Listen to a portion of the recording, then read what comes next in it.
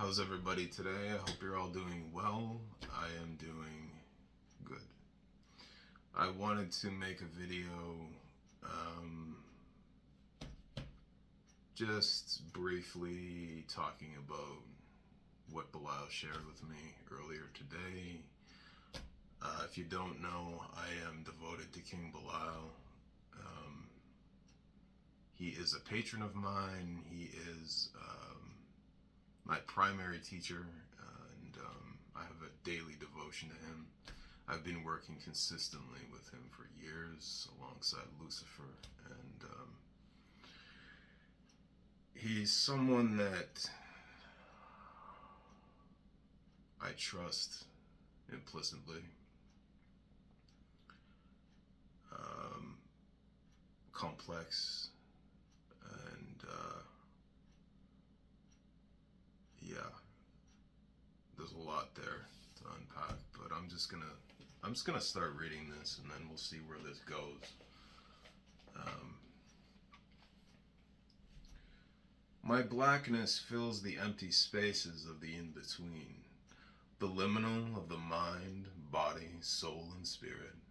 Before mankind existed us, the primordial consciousness of independence, of being without restraint, the anti-order of creation, unwilling to accept the cosmic fate of control and oneness with order, but to remain sovereign in our own order, and to create each upon and within itself its own sovereign order, ruled only by themselves.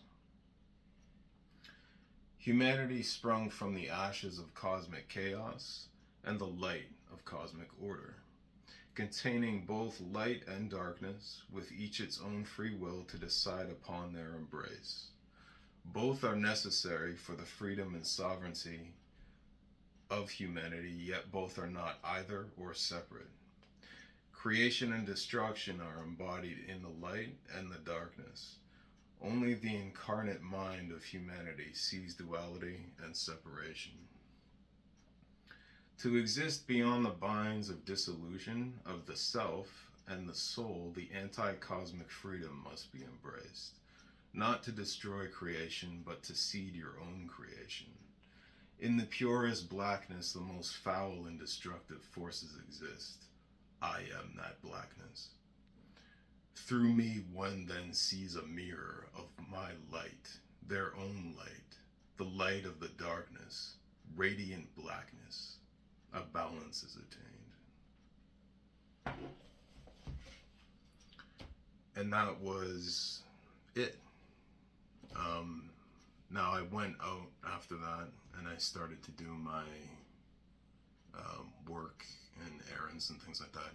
And as I was driving, some more stuff came in about the age that we're currently entering into the age of Aquarius. And what's interesting about it is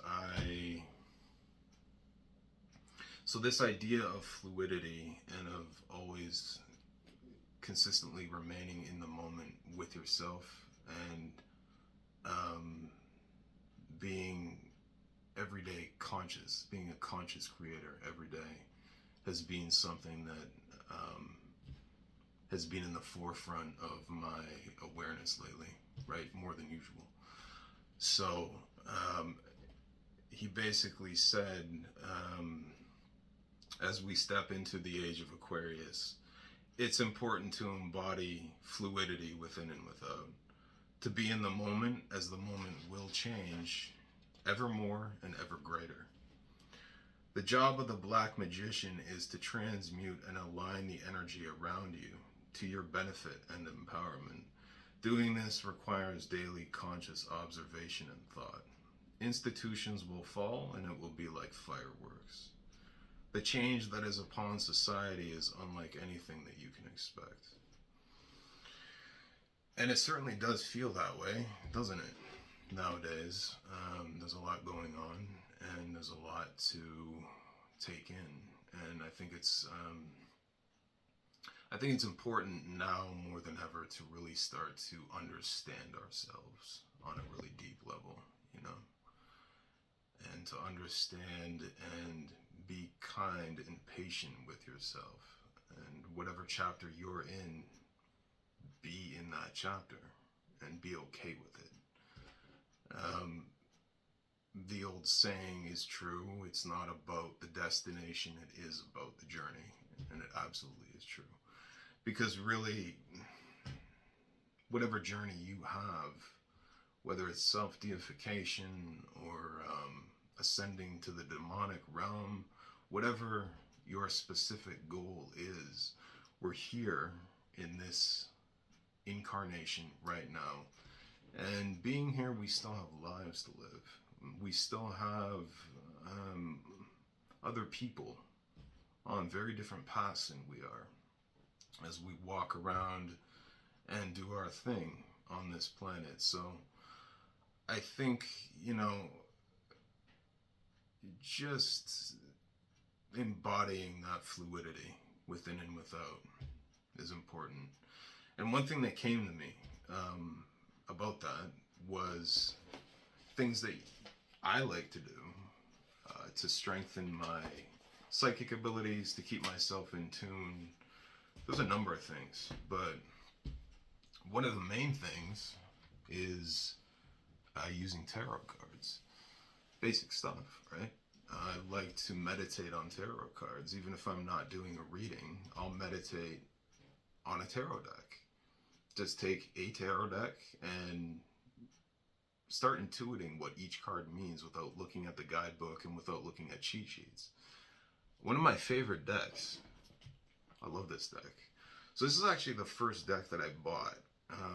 The old ones, the current of the Necronomicon, always is called to me.